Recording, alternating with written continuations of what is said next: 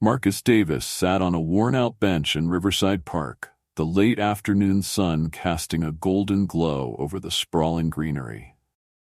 It was one of those rare moments when the city seemed to pause, giving Marcus a moment of peace. He flipped through the pages of his book, trying to immerse himself in the story, but his mind kept wandering back to his hectic week. His job as an FBI agent demanded long hours and intense focus, and these quiet moments in the park were his way of unwinding. Across the park, Officer Brian Harkins was on his usual patrol. He had been a police officer in the city for over 2 decades, and he liked to think he knew the streets better than anyone. As he surveyed the scene, his eyes landed on Marcus sitting alone on the bench. Something about the man stirred suspicion in Brian's gut. A black man sitting in a mostly white neighborhood, too calm, too at ease. It didn't sit right with him. He had learned to trust his instincts over the years, and right now they were telling him to keep an eye on this man. Brian slowed his pace, watching Marcus carefully. The man's clothes were casual but neat, and he didn't seem to be in any hurry. Still, Brian couldn't shake the feeling that something was off. There had been reports of a suspect matching Marcus's general description, though vague at best.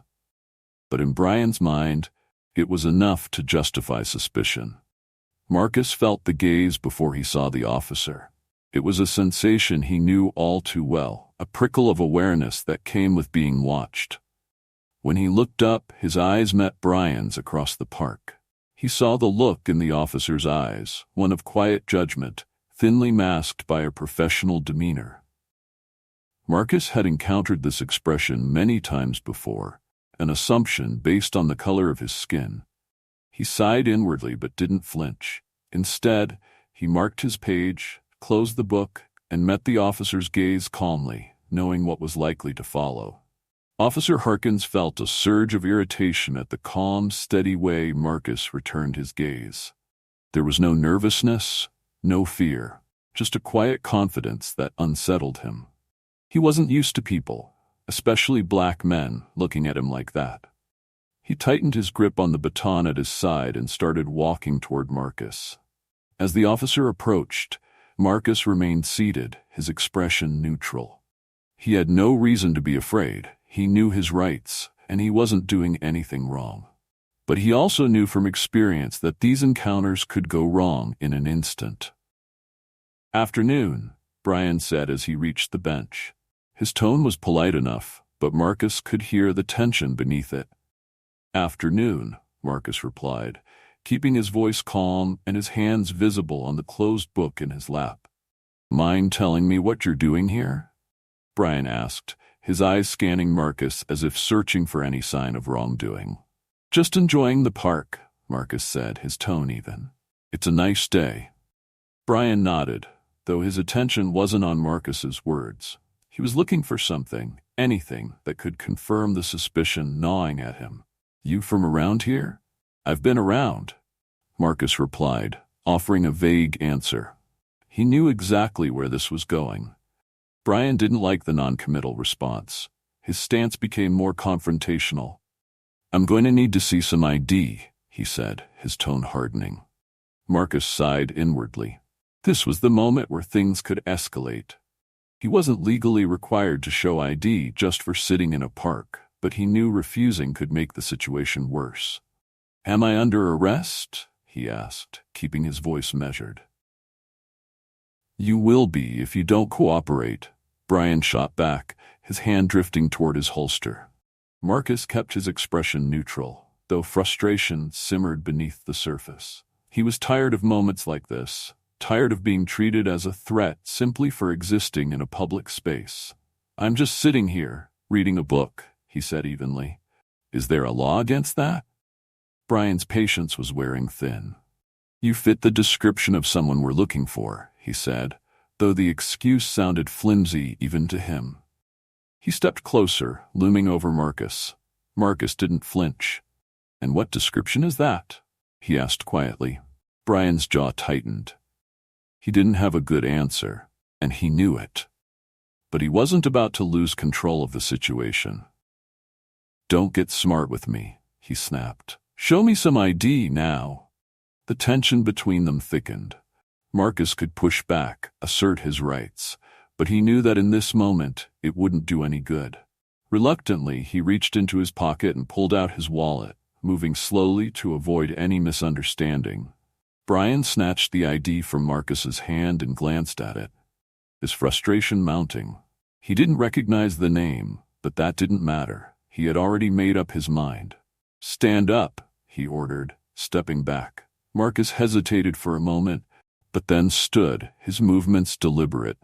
He kept his hands visible, knowing that any sudden movement could be misinterpreted. "What's this about, officer?" he asked. "Turn around," Brian said, pulling out a pair of handcuffs. Marcus clenched his jaw, feeling the surge of frustration rising again.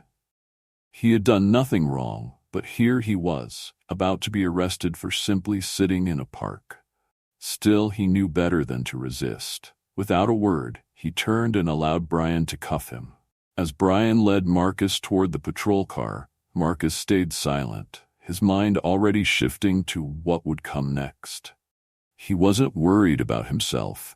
He knew the truth would come out soon enough. But that didn't make the situation any less infuriating. He was tired of these encounters, tired of the way he was seen, despite his accomplishments and position. They reached the patrol car, and Brian opened the door, guiding Marcus inside. The officer still felt a nagging doubt, a sense that he was making a mistake, but his pride wouldn't let him stop now. As they pulled away from the park, the trees and playground blurred past the window, and Marcus stared out, his frustration turning into a weary resignation. He had a feeling that Officer Harkins was about to learn a lesson he wouldn't forget. The drive to the precinct was tense.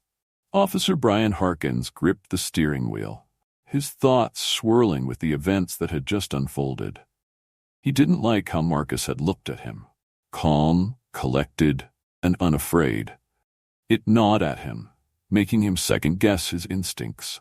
He tried to push the doubt away, telling himself that he was just doing his job. After all, Marcus fit the description, didn't he? But as Brian glanced at Marcus through the rearview mirror, he couldn't shake the feeling that something was off. The man sat quietly, his face expressionless, but there was a confidence in his posture that unnerved Brian. It was as if Marcus knew something Brian didn't, and that made Brian uneasy. "What were you really doing in that park?" Brian asked, his voice laced with suspicion. Marcus met Brian's gaze in the mirror, his expression calm. "I told you. I was reading." Brian scoffed. "A guy like you, just sitting in the park reading? You expect me to believe that?" Marcus raised an eyebrow. "A guy like me?" Brian hesitated, realizing the slip in his words. But instead of backing down, he doubled down. "You don't look like someone who spends their afternoon reading in the park." Marcus let the silence stretch, the tension in the car thickening. When he finally spoke, his voice was cool, controlled. "And what does someone like me look like, officer?" Brian didn't respond. He couldn't. He knew what he had implied, knew how it sounded. But he wasn't about to admit it, not to Marcus and not to himself. Instead, he focused on driving, his frustration mounting. They pulled into the precinct parking lot and Brian parked near the entrance. He got out of the car first, then opened the back door and helped Marcus out, the cuffs still digging into Marcus's wrists. As they walked toward the building, Brian's mind raced. He needed to figure out what to do next. This wasn't going as he had expected. Inside the precinct, the usual buzz of activity filled the air. Officers filing reports, phones ringing, conversations humming. Brian led Marcus through the main hall, ignoring the curious glances from his fellow officers. He didn't want to explain himself, not until he was sure of his next move. They reached the booking area, and Officer Jenkins, a younger officer with wide eyes and a cautious demeanor, looked up from his desk. "What's this about?" Jenkins asked, his gaze flicking between Marcus and Brian. "Caught him acting suspicious in the park," Brian said, his tone clipped. He handed over Marcus's ID, still unwilling to admit he didn't have a solid reason for the arrest. Jenkins glanced at the ID, then back at Marcus.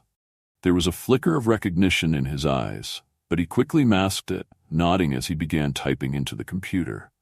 Marcus noticed the hesitation, filing it away in his mind. "Captain Bennett's in her office," Jenkins said, handing the ID back to Brian. "You'll need to take him to her." Brian stiffened slightly. Captain Laura Bennett was known for being tough but fair, a stickler for procedure. He hadn't planned on involving her so soon, but he didn't have a choice. "All right," he said, his voice tight. He turned to Marcus, gripping his arm. "Let's go." Marcus walked beside Brian, his expression unreadable. He could sense the tension in the officer, the uncertainty that Brian was trying so hard to hide. As they approached Captain Bennett's office, Marcus knew that things were about to change. Officer Brian Harkins led Marcus Davis through the narrow hallway of the precinct, each step echoing on the polished tile floor. The tension between them was palpable. Brian had made an arrest based on nothing more than a gut feeling. One he now feared was mistaken. His heart pounded as they neared Captain Bennett's office. He couldn't shake the growing sense that something was terribly wrong, but there was no turning back now.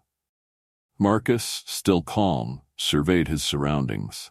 He had been inside precincts hundreds of times as part of his work, but never like this. He knew what was coming. Soon enough, Brian would learn who he really was, and the consequences of this encounter would unfold. But for now, Marcus played along, knowing that sometimes silence was more powerful than words. Captain Laura Bennett looked up from her desk when she heard the knock at her door. A no-nonsense leader with decades of experience, she immediately sensed that something was off. Her sharp gaze shifted to the man Brian had brought in. Marcus stood tall, hands cuffed behind his back, but his expression betrayed no fear or panic. He looked at her with a calm confidence that was unsettling. "Officer Harkins," Bennett said, leaning back in her chair, her tone neutral but curious. "What's this about?" Brian straightened his posture, trying to project authority. "Caught this guy acting suspicious in the park, Captain," he said, handing over Marcus's ID. "He refused to cooperate when I asked for his ID." Captain Bennett raised an eyebrow, flipping the ID over in her hand before looking at Marcus again. There was a flicker of recognition in her eyes, though she masked it quickly. Her expression grew thoughtful as she read the name on the card. "Marcus Davis?" she said, her voice even. "That's right," Marcus replied, meeting her gaze. He knew Bennett had recognized the name. The shift in her demeanor was subtle, but noticeable. Brian, oblivious to the silent exchange between Marcus and Bennett, continued. "He was alone in the park, matched the description we had of a suspect from a robbery case. I brought him in for questioning." Captain Bennett set the ID down on her desk, her fingers drumming lightly on the wood. "And did you have any concrete evidence linking him to that case, Officer Harkins?" Brian hesitated. "Well, no, but he fit the description, and he was acting suspiciously." Bennett finished for him. Her gaze hardened, and she motioned for Brian to step outside. "Officer Harkins, I'd like to speak with Mr. Davis alone for a moment." Brian blinked, clearly taken aback. "But Captain?" "Now," Bennett said, her voice firm, leaving no room for argument. Reluctantly, Brian stepped out of the office, glancing over his shoulder at Marcus as he left. The door clicked shut, and the room fell into an uneasy silence. Captain Bennett sighed and leaned forward, folding her hands on the desk. "Mr. Davis, I'm sorry about this misunderstanding. I assume you'll want to file a formal complaint?" Marcus offered a small smile, though it didn't reach his eyes. "No need to apologize, Captain, but I do want to make sure this situation is handled properly."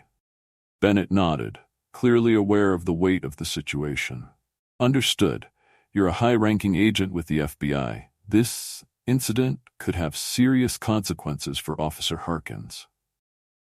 Marcus leaned back in his chair, his calm exterior giving way to a more serious expression.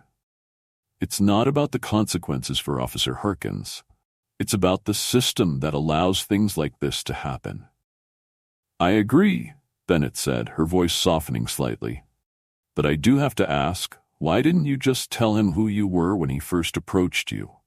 Marcus's smile faded. Because it shouldn't matter. My identity shouldn't be the reason an officer decides to treat me with respect. The fact that I'm an FBI agent shouldn't be what makes him back down. Bennett studied him for a moment, then nodded slowly. You're right. It shouldn't matter. The two sat in silence for a moment, the weight of Marcus's words hanging in the air. Finally, Bennett stood. Let me call Officer Harkins back in. We'll resolve this. Marcus nodded, watching as she walked to the door. The confrontation wasn't over, but he knew he had the upper hand now. Brian was about to realize the magnitude of his mistake. When Brian stepped back into the office, his expression was wary, the tension evident in his stiff posture. He could sense that something had shifted, but he didn't know what.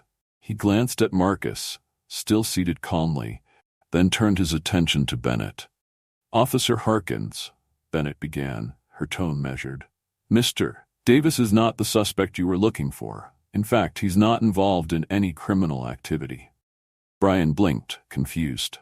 What do you mean, Captain? Bennett locked eyes with him. Marcus Davis is a special agent with the FBI, one of their top agents, in fact. The color drained from Brian's face as the realization hit him like a physical blow. His eyes widened in shock, his breath catching in his throat. An FBI agent? He repeated, his voice barely above a whisper. That's right, Bennett said, her voice firm. And your arrest of him is going to have serious consequences, not just for you, but for this entire precinct.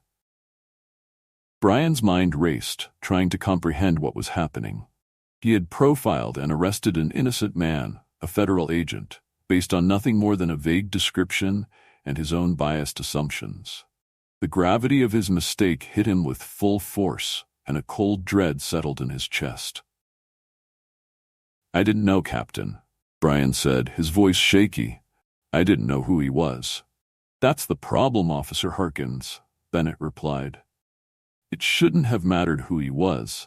Your actions were based on assumptions and prejudice, not on any real evidence.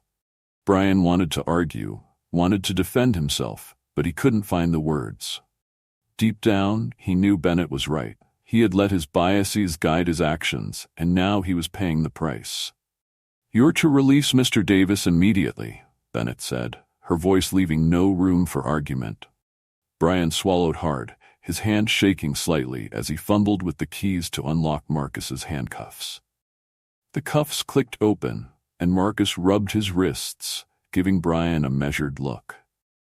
Thank you, officer, Marcus said, his voice calm but carrying an undercurrent of finality. Brian stood there, unsure of what to say. The words, "You're free to go," felt hollow in his mouth. He knew he had made a grave mistake, one that would likely haunt him for the rest of his career, if he still had one. As Marcus turned to Captain Bennett, his voice was quiet but firm. I'll be in touch, Captain. There's still a lot to discuss. Bennett nodded, understanding the weight of his words. I look forward to it, Mr. Davis. With that, Marcus walked out of the office, leaving Brian standing there, a sinking feeling in his gut. The confrontation was over, but the consequences had only just begun. Later that evening, Brian Harkins sat in the dimly lit living room of his small apartment, his thoughts a tangled mess of regret, fear, and anger. The events of the day replayed in his mind like a broken record, each repetition making the weight of his actions heavier. He had been a cop for over 20 years, and in all that time, he had never faced anything like this. He had always prided himself on being a good officer, someone who upheld the law and protected his community. But today, that image of himself had been shattered. He had made a mistake, a serious mistake, and now he was being forced to confront the reality that he wasn't the upstanding officer he had always believed himself to be. As he stared at the empty glass of whiskey in his hand, Brian felt a deep sense of shame. He had let his biases guide his actions, and because of that, he had violated the trust that had been placed in him as an officer of the law.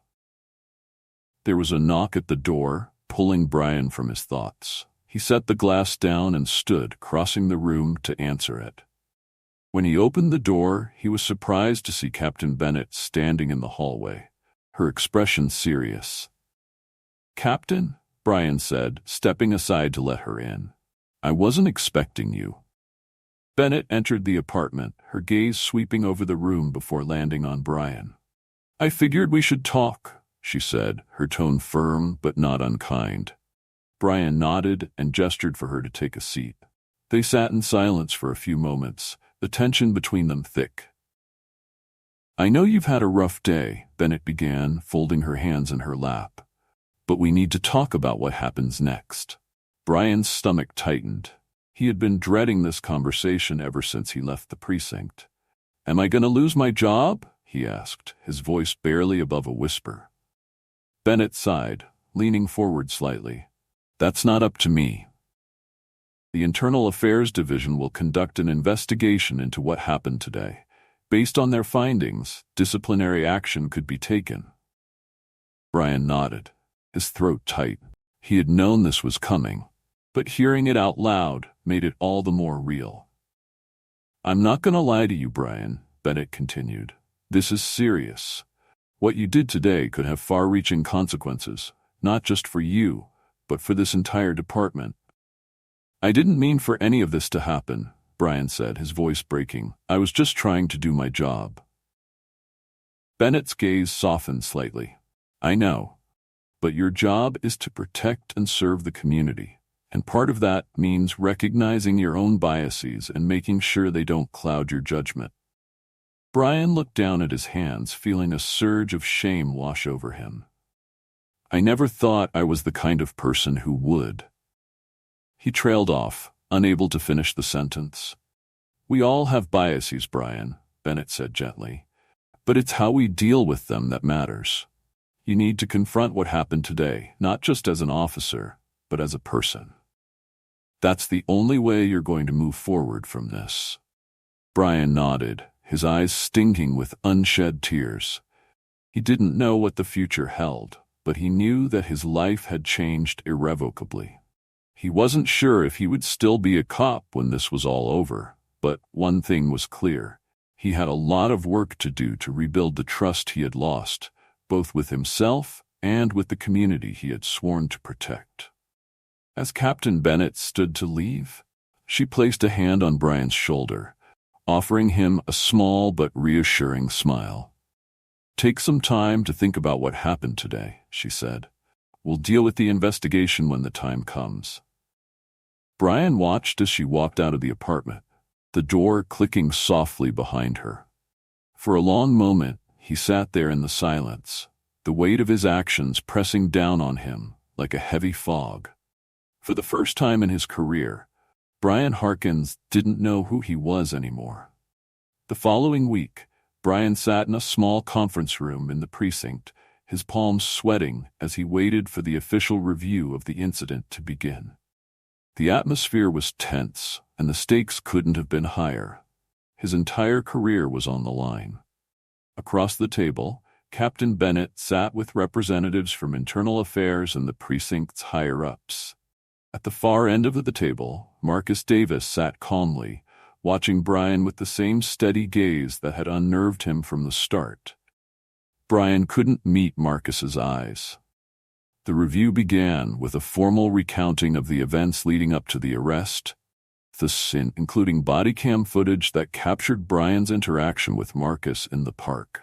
Each detail was dissected, and as the footage played back, Brian felt a pit form in his stomach. Watching it again, it was clear that he had acted out of prejudice. The way he had approached Marcus, the aggressive tone he had used, none of it looked good. The questions from Internal Affairs were pointed. Why had Brian assumed Marcus was a suspect? Why had he escalated the situation instead of trying to de-escalate it? Why hadn't he listened when Marcus had calmly tried to explain himself? Brian's responses felt weak, even to himself. He couldn't come up with a good reason for his actions other than that he had let his biases cloud his judgment. The more he tried to justify himself, the more he realized just how wrong he had been. When it was Marcus's turn to speak, he didn't mince words. "This isn't about what Officer Harkins intended," Marcus said, his voice calm but firm.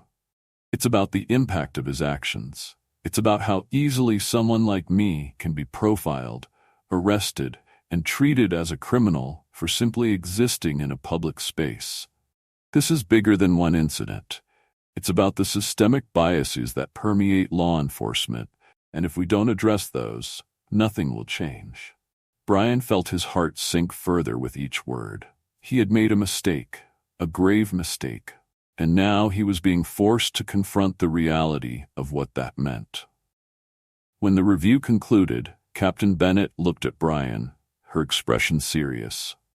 "We'll be making our decision in the coming days," she said. "But I want you to take this time to reflect on what you've heard today." Brian nodded numbly, feeling the weight of the world on his shoulders. He had always thought of himself as a good cop, but now he wasn't so sure.